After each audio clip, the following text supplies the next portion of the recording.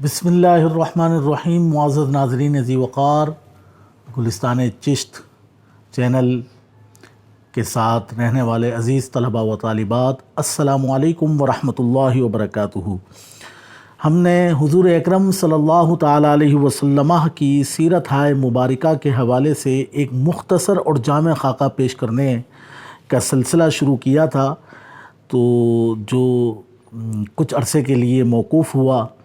سلسلہ نمبر 4 تک ہم نے پروگرام ریکارڈ کیے تھے۔ آج اسی کو جوڑتے ہوئے سلسلہ نمبر 5 ہے، سیرت النبی صلی اللہ تعالیٰ علیہ وسلم۔ ہمارا مقصد یہ ہے کہ ایک مختصر خاکہ مکمل سیرت مبارکہ کا آپ کے اور ہمارے ذہنوں میں محفوظ رہے، تاکہ ہم زیادہ سے زیادہ حضور اکرم صلی اللہ علیہ وسلم کی سیرت مبارکہ پر عمل پیرا ہونے کی کوشش کریں، اور ہمارے علم میں ہو کہ حضور اکرم صلی اللہ تعالیٰ علیہ وسلم نے اپنی زندگی کے لمحات کس طرح اس دنیا میں گزارے۔ تو ہم شروع کرتے ہیں کہ حضور اکرم صلی اللہ علیہ وسلم نے اپنی زندگی میں 25 اور ایک قول کے مطابق 27 غزوات میں شرکت فرمائی۔ اس کے علاوہ بے شمار سرایا اور بعوث آپ نے روانہ کیے۔ تو یہ موسم حج ہے، تو حضور اکرم صلی اللہ علیہ وسلم کے حج مبارک کے حوالے سے ہم جاننے کی کوشش کرتے ہیں کہ بعد فرضیت حج حضور اکرم صلی اللہ علیہ وسلم نے ایک بار حج فرمایا، اور فرضیت حج سے پہلے حضور اکرم صلی اللہ علیہ وسلم نے 2 بار حج فرمایا۔ حجۃ الوداع میں گھر مبارک سے پیر کے روز حضور اکرم صلی اللہ تعالیٰ علیہ وسلم کنگھی مبارک فرما کر خوشبو دار روغن بدن مبارک پر مل کر تیار ہو کر حضور اکرم صلی اللہ علیہ وسلم ذوالحلیفہ کے لیے روانہ ہوئے، اور وہاں نزول اجلال فرمایا۔ رات وہاں گزاری تو آپ نے ارشاد فرمایا کہ میرے پاس میرے رب کا فرشتہ آیا، اور اس نے کہا کہ اس وادی مبارک میں نماز ادا کرو اور کہو عمرۃ فی حجۃ۔ اس کلمے کا حاصل معنی یہ ہے کہ حج و عمرہ ہر دو کی نیت کرو۔ فقہ اسلامی میں اس کو حج قران کہا جاتا ہے، یعنی کہ حج اور عمرے کی ایک ساتھ نیت کر کے حج اور عمرہ ادا کرنا۔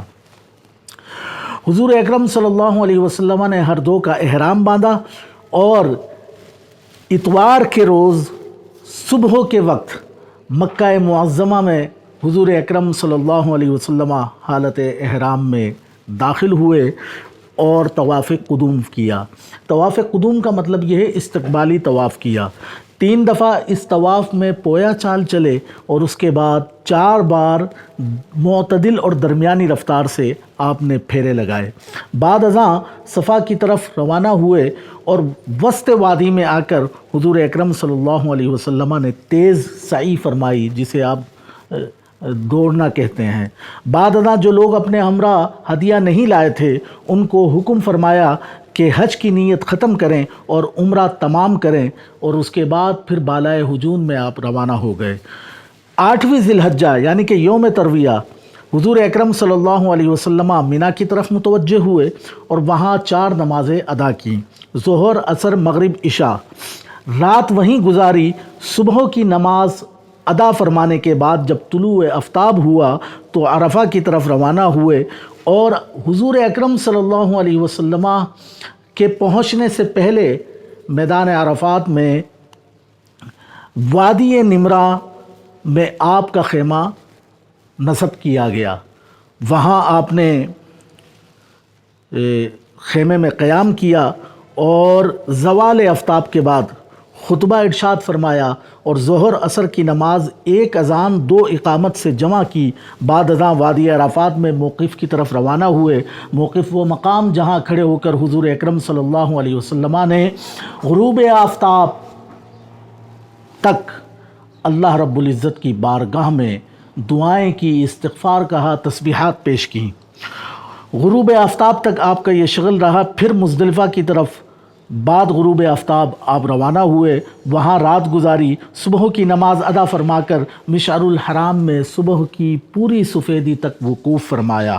بعد ازاں طلوع آفتاب سے پہلے منا کی طرف روانہ ہوئے اور وہاں آپ نے جو مزدلفہ میں آپ نے سنگریزے جمع کیے تھے، تو پھر علامتی جو 1 2 3 شیطان کہ وہ جو مجسمے بنے ہوئے ہیں، علامتی مجسمہ نہیں کہیں گے، وہ علامتی جہاں شیطان کو بطور علامت جو ہے وہاں اللہ رب العزت نے بطور سزا اس کو رکھا ہے، وہاں آپ حضور اکرم صلی اللہ علیہ وسلم نے جمرات کیے۔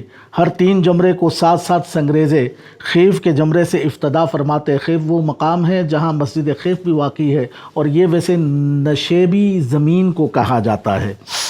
حضور اکرم صلی اللہ علیہ وسلم جمرہ اول اور ثانی کے درمیان طویل دعائیں فرماتے۔ حضور اکرم صلی اللہ علیہ وسلم اول روز ایام منا میں سے قربانی فرما کر کعبہ مکرمہ کی طرف روانہ ہوئے۔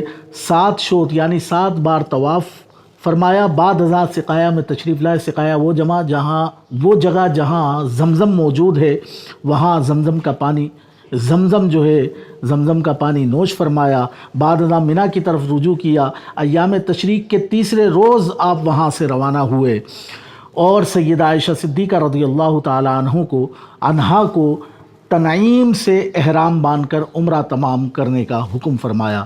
بعد ازاں لشکر کو روانہ فرمایا اور طواف وداع کیا اور مدینہ منورہ کی طرف متوجہ ہوئے۔ حضور اکرم صلی اللہ علیہ وسلم نے اپنی پوری حیات مبارکہ میں 4 عمرے ادا فرمائے، جو سب کے سب ماہ ذی قعدہ میں ہیں۔ تو یہ ایک مختصر حضور اکرم صلی اللہ علیہ وسلم کے حجۃ الوداع کا منظر ہے جو آپ کے سامنے پیش کیا گیا۔ امید ہے کہ آپ اس کو اپنے ذہنوں میں محفوظ فرمائیں گے۔ تفصیلات سیرت کی کتب میں موجود ہیں۔ اللہ رب العزت آپ کو اور ہم سب کو حضور اکرم صلی اللہ علیہ وسلم کی سیرت مبارکہ پر عمل پیرا ہونے کی توفیق عطا فرمائے۔ انشاءاللہ یہ سلسلہ اب میں جاری رکھوں گا۔ بہت بہت شکریہ۔ وعلیکم السلام۔